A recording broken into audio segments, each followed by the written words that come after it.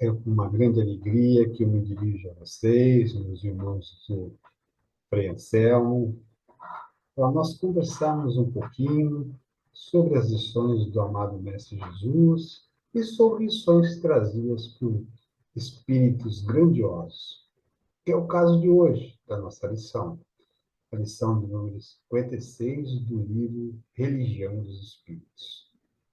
Livro este, trazido a nós pelo Espírito Emmanuel, e psicografado pelo nosso querido Francisco Cândido Xavier. O palestrante sou eu, Vitor de Carvalho. E o tema que a gente vai trabalhar aqui hoje é o nome da lição 56 deste livro, Ante o Além. Antes de nós iniciarmos as tratativas referente a essa lição, nós vamos conversar um pouquinho sobre uma pergunta do livro dos Espíritos, a questão 182. Por que eu estou dizendo isso, meus queridos? Porque Emmanuel, para trazer essas lições maravilhosas para nós, ele sempre busca uma passagem do Cristo, uma passagem do Evangelho, busca uma pergunta do livro dos Espíritos, uma passagem de Paulo de Tarso, né, das cartas escritas por Paulo de Tarso, em cima de um trechinho desse, ou de uma pergunta do livro dos Espíritos, ele desenvolve a lição para nos trazer conhecimento, nos trazer esclarecimento sobre a doutrina espírita. E para essa lição, de número 56, ante ou além, ele faz uso dessa questão 182, do Livro dos Espíritos, no capítulo da pluralidade das existências, que diz o seguinte: Kardec pergunta aos espíritos: é-nos possível conhecer exatamente o estado físico e moral dos diferentes mundos? E os espíritos respondem a Kardec: nós, espíritos, só podemos responder de acordo com o grau de adiantamento em que vos achais.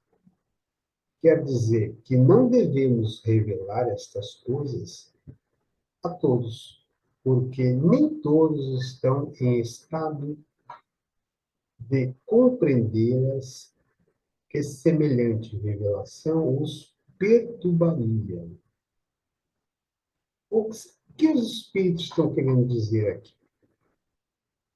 Eles estão respondendo à questão trazida por Kardec e dizendo que eles trazem revelações para nós de acordo com o grau de desenvolvimento do povo, da humanidade, né?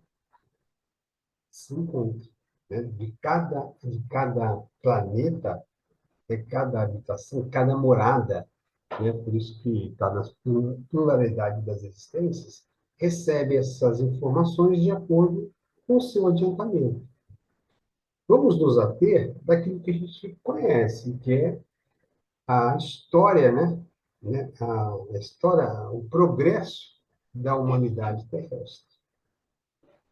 Vejamos, nós tivemos uma grande revelação com Moisés, né? Moisés foi um grande médium que trouxe para nós revelações, revelações da espiritualidade. Certo que ele disse que foram revelações de Deus, de fato. São enviados do Pai que trouxeram a ele as revelações dos 10 mandamentos. Revelações estas que vieram de acordo com o conhecimento, desenvolvimento do povo daquela ocasião.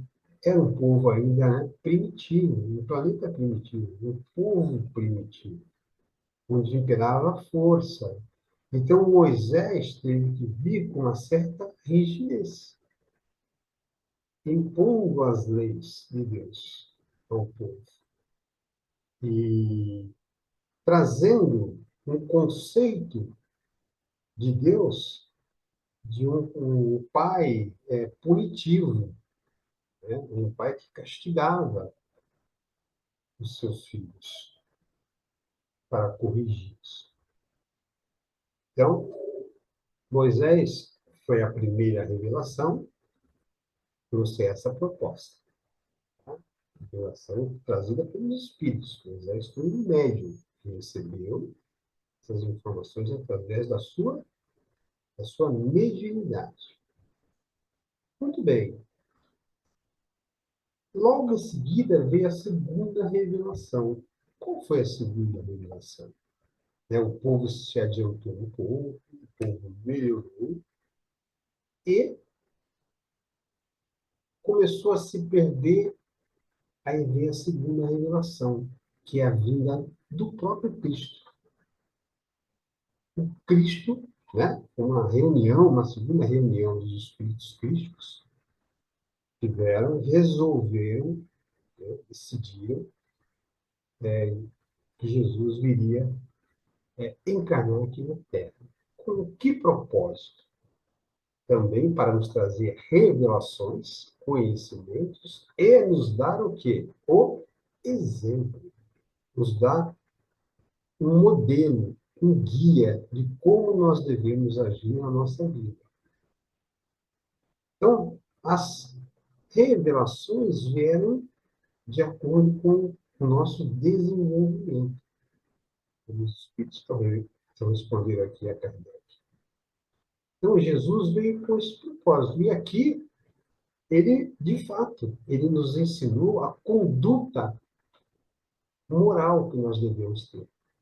E fez revelações também sobre a vida espiritual. Só que essas revelações da vida espiritual, nem tudo o povo teria um entendimento, teriam condições de recebê-las. Então, ele falou de que forma? Em parábolas e alegorias. Tá certo? Mas no que diz respeito à moral, Jesus foi claro como devemos agir. Por isso que ele é o nosso modelo. Né? Muito bem, essa foi a segunda revelação, de acordo com o progresso, né, da humanidade e do nosso planeta. Em seguida, veio o quê? A doutrina espírita. Veio a terceira revelação, que é a nossa terceira revelação, que veio de que forma? Com manifestações que ocorreram no planeta, né? E chamaram a atenção, e isso chegou a um espírito que veio com esse propósito aqui de colher, codificar a doutrina espírita, que é Kardec. Então, Kardec, através de questionamentos para os espíritos, codificou as suas obras, as obras básicas da doutrina espírita. A doutrina não é de Kardec, a doutrina é dos espíritos, dos enviados do Espírito da Verdade, dos enviados de Jesus. E Jesus é o governador, é o responsável pelo nosso planeta. Então, ele que sustenta e que governa todo o nosso orbe. Então, ele enviou esses espíritos para responder essas perguntas e revelar coisas para nós, né? Desvendar coisas que ficaram, que foram ditas com parábolas e alegorias na vida do Cristo aqui. E isso foi desvendado através da doutrina espírita. Então, perceba, eu estou falando tudo isso para vocês perceberem que as revelações se dão, como os espíritos falaram aqui, de acordo com o grau de evolução. Então, a doutrina espírita veio porque nós atingimos um grau de evolução capaz de entender essas revelações. Muito bem? Uma vez a gente nós estarmos contextualizados em relação da onde Emmanuel tirou, né, se baseou para trazer esse texto para nós, para a gente estudar, agora a gente vai falar um pouquinho sobre o texto trazido por Emmanuel, tá bom? Ditado por Emmanuel. Vamos lá.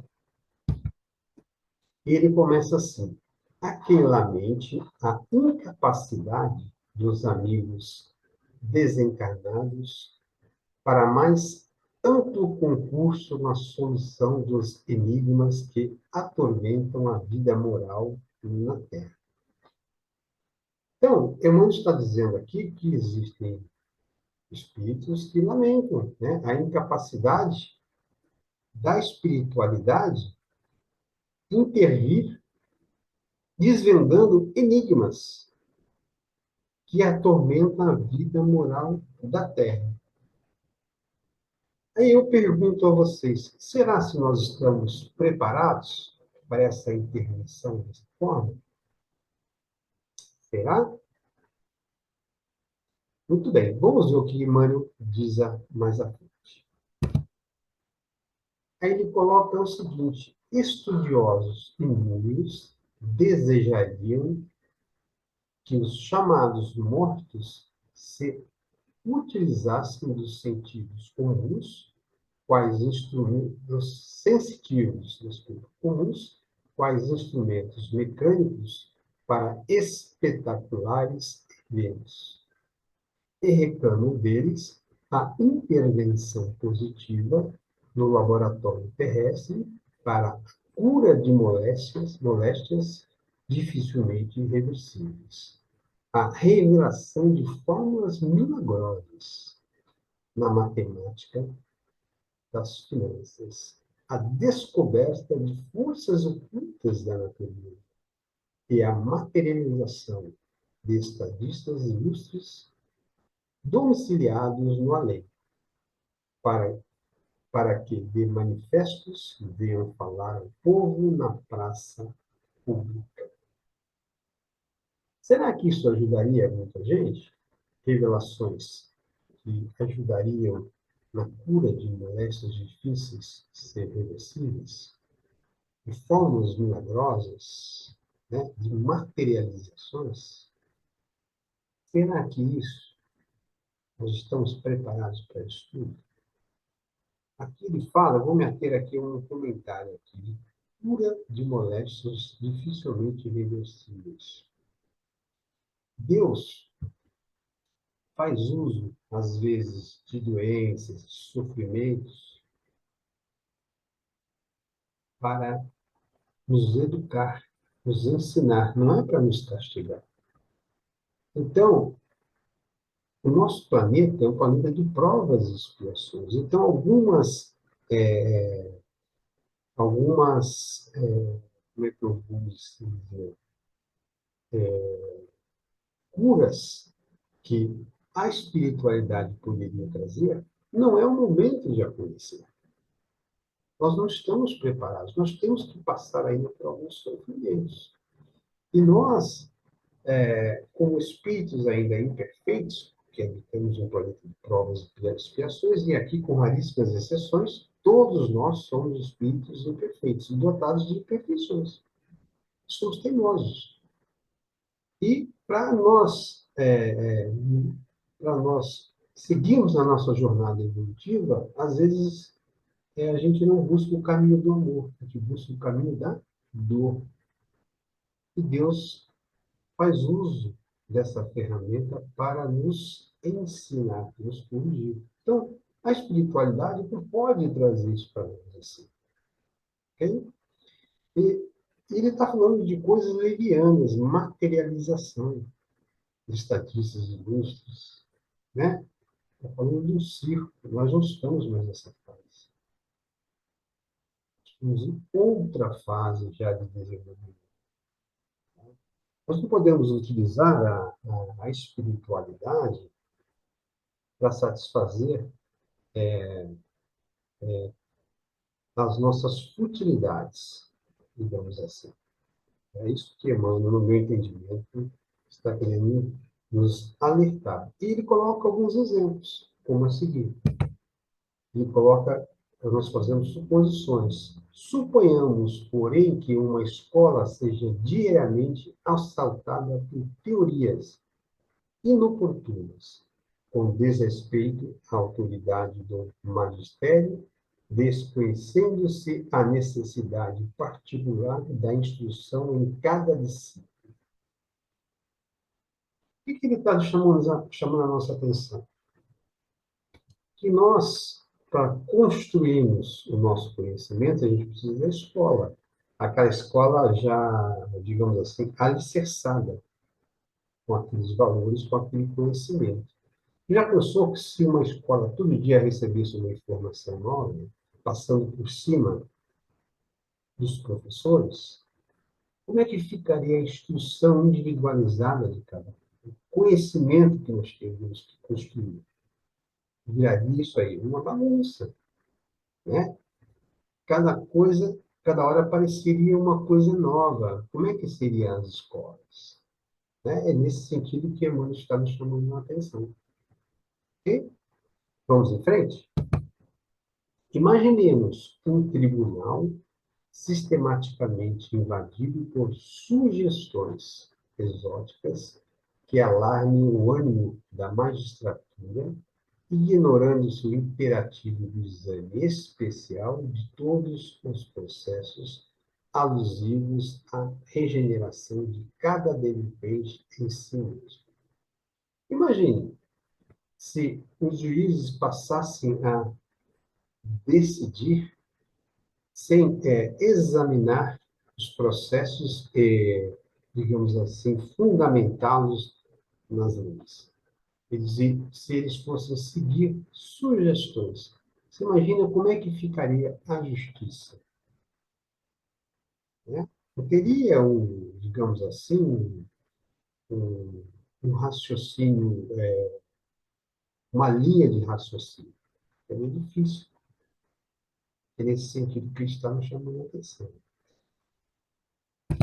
E ainda, ele diz, conjeturemos quanto à perturbação de um hospital incessantemente acometido de indicações extemporâneas que transcendem o quadro dos experimentos da medicina, estranhando-se o imperativo do tratamento individual para cada enfermo.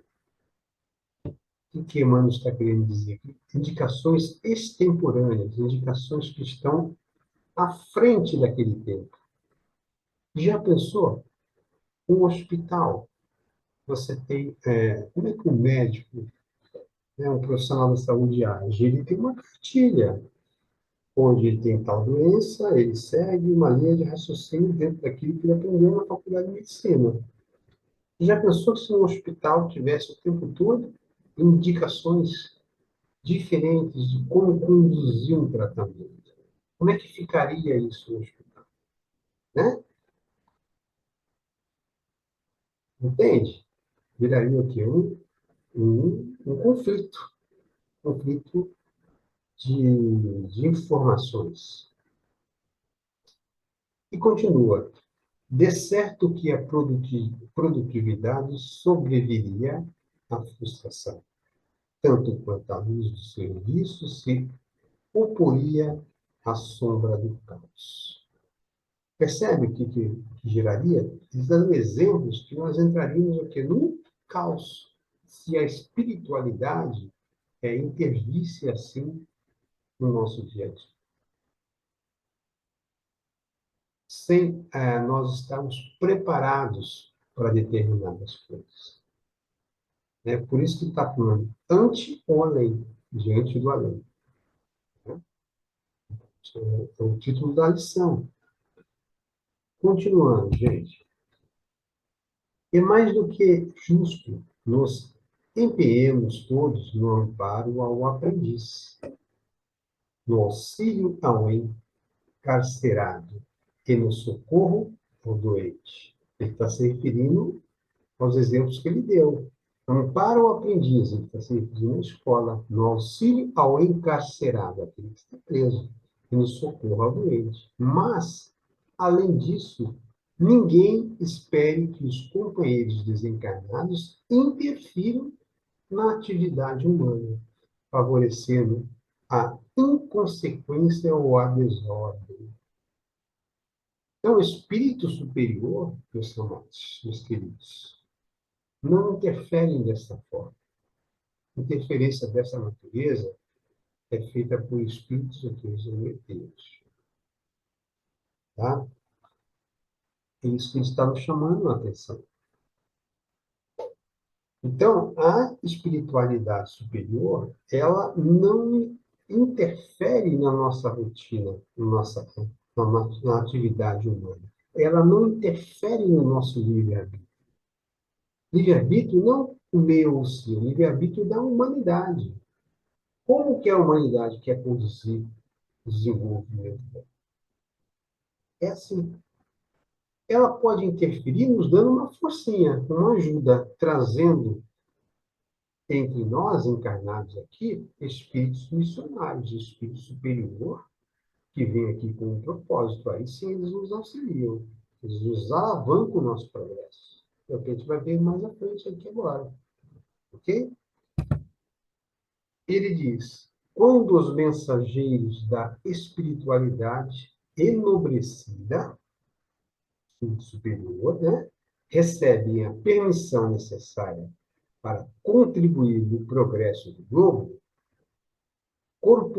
corporificam-se no berço à feição dos homens vulgares, comungando-lhes as vicissitudes e as dores. O que Emmanuel está dizendo para nós aqui? Que quando um espírito superior, ou seja, um missionário, vai encarnar entre nós, ele sabe disso. Só que o espírito superior, ele não tem medo de sofrimento. Ele não tem medo de desafios, de provas. Então, ele vem aqui e sabe que vai passar por vicissitudes e dores. Mas, para ele, ele enfrenta tudo isso. O importante para ele é a missão que ele tem que desempenhar aqui no nosso planeta, para nos ajudar. Vou dar um exemplo aqui para vocês. O nosso querido Chico, na sua infância, na sua vida, não passou por uma série de dificuldades, de provações, na sua família, teve que lidar com problemas de saúde, mas cumpriu a sua missão. Então, para o espírito superior, o que interessa é isso. Ele sabe que vai passar por dificuldades, mas sabe também que vai superar todas elas. Ele tem um amparo superior a ele. Tá? E o espírito superior, ele é composto de uma capacidade de enfrentar problemas que a gente não tem ideia. Nós aqui não temos ideia disso, né? Porque a gente é frágil e nós somos muito imperfeitos. Vamos à frente? É assim que encontramos o Thomas Edison, está aí um exemplo, vendendo jornais para se manter aos 15 anos de idade, atingindo a posição de um dos maiores gênios técnicos de todos os tempos e deixando nada menos de 800 invenções registradas. Esse é um espírito superior, dotado de muito conhecimento científico, que encarna entre nós para alavancar o nosso progresso. É um dos exemplos, mas passa por ele tem um conhecimento intelectual muito acima, permite deixar para nós essas invenções, né? e tem também um desenvolvimento, né, moral,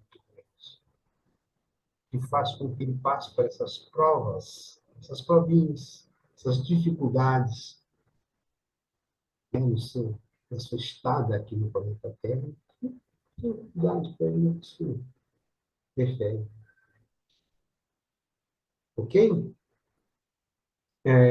Vamos falar ainda de mais um outro. E Louis Pasteur, filho pobre de um curtidor, que, que sem ser médico, pode ser considerado como sendo o fundador da microbiologia, apesar do trabalho valioso de seus predecessores. É um outro exemplo, né? Um espírito que nasceu numa família pobre, né? Pais pobres, num lar humilde, mas qual o legado que ele deixou para nós? Tá? Tá bem? Vamos em frente, meus queridos? Aí vem um exemplo maior. O irmão traz para nós. Lembremos-nos do Cristo, o Divino Mestre por excelência. Ele que podia, como ninguém, influenciar ambientes e criaturas. Surge entre os homens como qualquer criança necessitada de cuidados. Vive, em sua época, ao modo de homem normal. E, embora a luz e o amor lhe coroem a presença sublime, expira num lenho áspero, a maneira de qualquer condenado à morte, sem culpa. Então, Emmanuel dá aqui um exemplo para nós do próprio Cristo. Né? O Cristo, o governador da Terra, o maior espírito que já encarnou aqui, dotado de extremo conhecimento intelectual e moral então não precisa nem dizer, né? E o conhecimento do Cristo intelectual é tão grande que ele consegue manipular a matéria-prima, né, do cósmico universal e construir planetas. Né? Só isso já diz tudo. Nem ele, nem ele foi poupado das vicissitudes aqui no nosso planeta. O Cristo foi, nasceu na manjedoura, de uma família simples, pobre, lutava com dificuldades.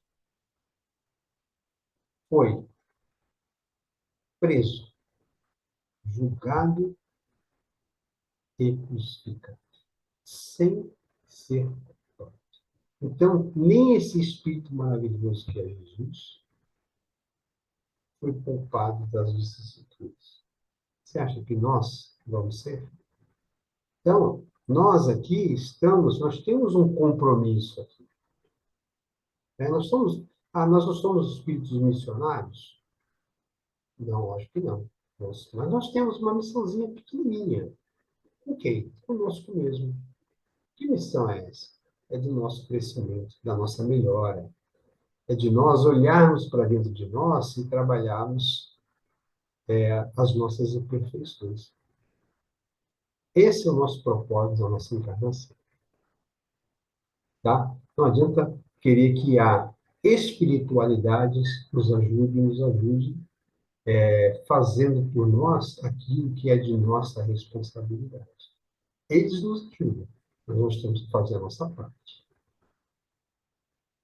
Meus queridos, já encerrando o finalzinho aqui do nosso bate-papo, Emmanuel finaliza da seguinte forma. Realmente, os espíritos desencarnados não podem penetrar assuntos que a humanidade ainda não pôde compreender. Entretanto, guarda a convicção de que trazem eles a notícia mais importante de todas: a verdade de que a vida prossegue além do sepulcro e de que todos nós, desencarnados e encarnados, seja onde for, receberemos sempre de acordo com as nossas obras. Qual o recado que Emmanuel está dando para nós? Que nós lancemos as nossas mangas e não fiquemos aqui pedindo soluções milagrosas da espiritualidade. Vamos fazer a nossa parte, porque nós seremos sempre reconhecidos e receberemos de acordo com as nossas obras. E qual seria a maior das nossas obras? É praticarmos aquilo que Jesus trouxe a nós, o amor. Então, nós temos que fazer que o amor, a maior lei que impera no universo, prevaleça em nossa vida. Que vocês possam amar. Meus amados, assim a gente encerra o nosso bate-papo. Recebam aqui o abraço fraterno do amado Mestre Jesus, o seu sorriso lindo, e que Deus nos abençoe, ilumine e guarde. Não esqueça.